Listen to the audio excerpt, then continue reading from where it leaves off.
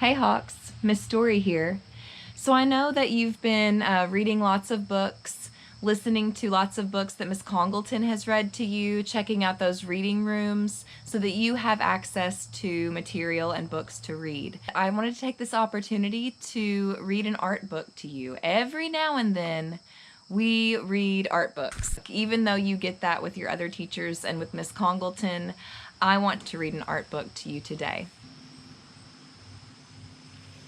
I really love this book. It's about Keith Haring, who we have learned lots about. In the week 4 lesson, you had the opportunity to do a Keith Haring inspired drawing tutorial. And if you were with me last year, we talked about Keith Haring a little bit. We learned about him. So I really love this book. It's called I Wish I Didn't Have to Sleep. It's about a lot of emotions, different emotions that you might feel, that you might express through your own art, or you might draw a picture to try to explain how someone else feels. Art is a great outlet. It's a great way to express your emotions. During this time where we can't be together in person quite yet, I know that I've been feeling all kinds of different emotions. I've been confused, I've been overwhelmed, frustrated, sad that I can't be with you. And art is a great way to express those emotions, a healthy way to express those emotions too. And it's okay that we talk about our social and emotional well-being in school, in class, especially in art class where you have the opportunity to express that and let it out. For this book, the authors got groups of students together. They got a group of 5-year-olds, 8-year-olds, 12-year-olds, and 15-year-olds. So lots of kids your all's age and even older. And as they showed them some of Keith Haring's artwork, they asked them what that made them feel, or what they thought was happening in the picture, what kind of emotions were behind the scenes there. Keith Haring. Do you see that guy there on the left with the glasses? That's Keith Haring. In a moment, we'll be taking a closer look at his art and the many different things that his artwork involves. Also, we'll learn from different kids, those are those different age groups we talked about, what they think about what they see in his art. Keith Haring was always drawing pictures. Even as a young boy, he used to create short comics with his father, and once he won a prize at school for a comic he made. After graduating from high school in Pennsylvania, where he grew up with his parents and 3 sisters, Keith went to graphic design school in Pittsburgh, Pennsylvania, at the suggestion of his parents. But Keith quickly discovered that he didn't want to make only commercial designs, but that he liked making his own art even more. He was interested in exploring his own imagination.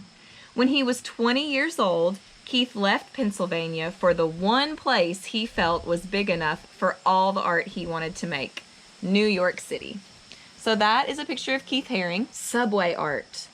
While he was an art student at the School of Visual Arts in New York City, Keith realized that he wanted to bring art to everyone rather than creating art only for museums or individuals.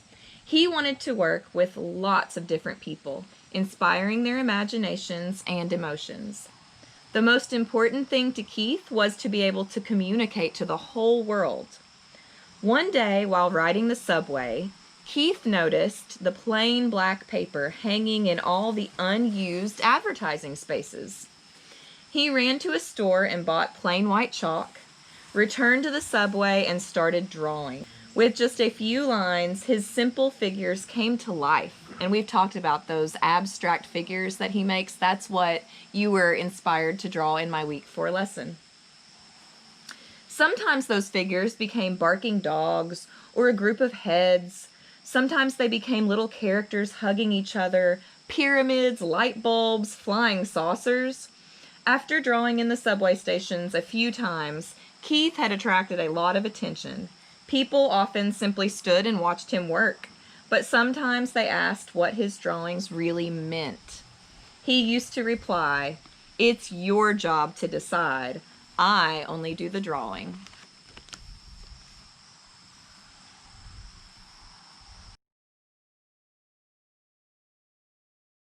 Symbols. If you were with me last year when we studied cave art, we talked about lots of different symbols.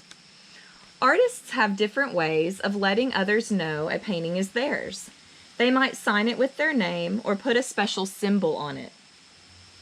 Keith often drew a radiant baby as his signature on an artwork. There's the radiant baby. The rays around the baby are not radioactive. They symbolize energy. Because Keith felt that art should be everywhere, he put drawings like the radiant baby on everyday items, such as posters, buttons, t-shirts. But there are other images besides the radiant baby that Keith used again and again, and now they're recognized around the world. He also drew the barking dog and dancing people in different colors. We've seen the dancing people hawks. By rearranging the same pictures in different ways, Keith was able to change the meaning and feeling of every picture. Soon, Keith was invited to paint on walls all over the world. Keith was asked by city officials to paint murals. Sometimes kids helped him, but mostly they just came to watch him work. They wanted to let him know that they liked what he was doing, and sometimes they asked him to draw on their t-shirts, jeans, and even on their shoes. As Keith became more popular and well-known, he still took the time to work with kids on projects that he felt were important. Keith designed a poster to encourage kids to read, painted an anti-drug mural, oh, we've talked about murals too, and donated art to raise money for research.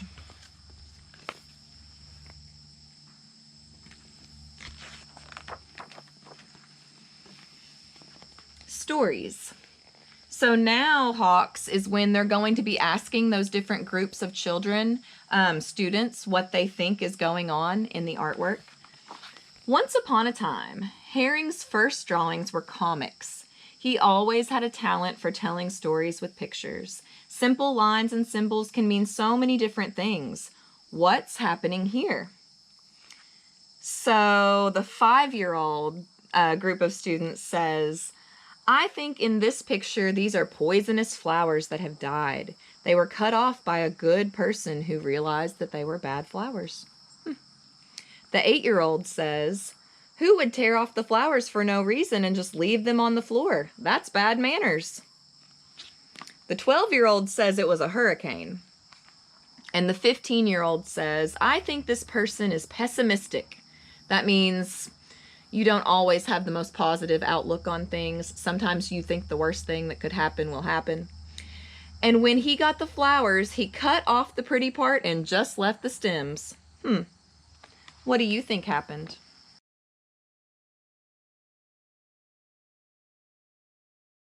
Okay, Hawks, here's the part that starts talking about emotions and how artwork can convey different emotions and different feelings. Joy, love, excitement, anger, confusion, sadness. We all feel different emotions at different times. Can you tell how the people in the artwork feel? Sometimes the artist expresses how he feels through the use of pictures. You may feel certain emotions when you look at pictures. So the younger group of students think that this person is at the doctor getting x-rayed. The middle group of students, the 12-year-olds, 8 to 12-year-olds, think maybe it's just a toy and these are the kids. The 15-year-old thinks he feels betrayed by the world, betrayed by his own feelings. I don't think he feels very good about himself. They're pulling out all of his feelings. How does this make you feel?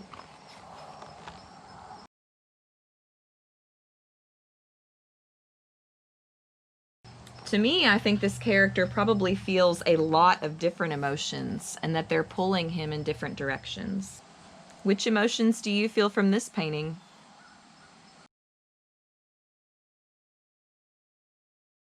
Some of the students think anger, sadness.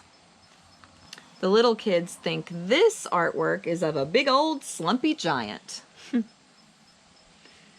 The middle-aged kids think this person is young but feels very old and weak. What do you think he is feeling?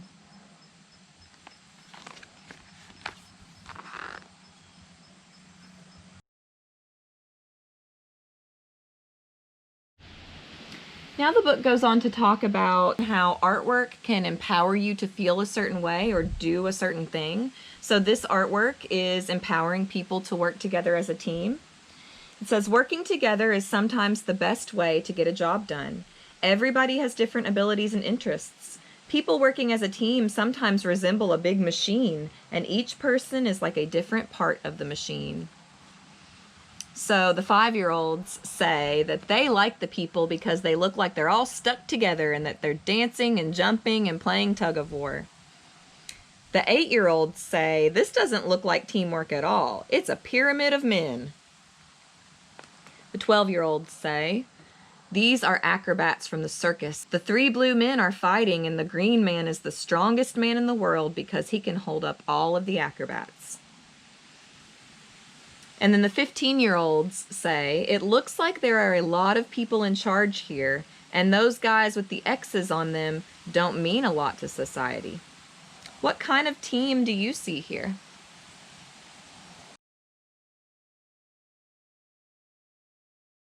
Artwork can also just be really fun. It can be about celebrating life, celebrating the human experience. The young kids say that this looks like a celebration because all the people have their favorite monkeys on the tree. And these characters do have tails, so maybe they are monkeys. What do you think they're celebrating?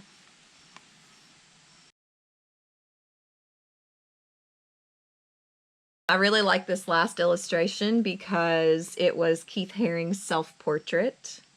We did talk a little bit about self-portraits last school year. I'm hoping that we can finish those up when we get back together. But think about this question until then. How would you paint a picture of yourself?